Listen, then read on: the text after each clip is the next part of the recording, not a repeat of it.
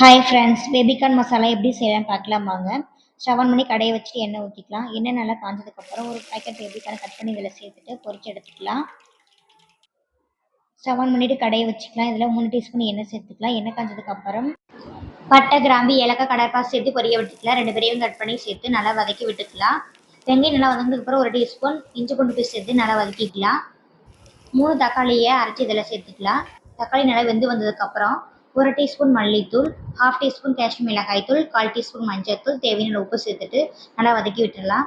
இப்போ நம்ம பொரிச்சு வச்சிருக்க பேபிகார்ன் இதில் சேர்த்துட்டு ஒரு 5 நிமிஷம் எண்ணெயிலே நல்லா வதக்கி விட்டுடலாம்.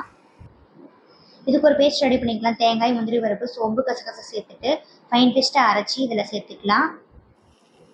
நல்லா மிக்ஸ் பண்ணி விட்டுட்டு 1 டம்ளர் அளவு தண்ணி ஊற்றிட்டு நல்லா கொதிக்க வச்சுக்கலாம்.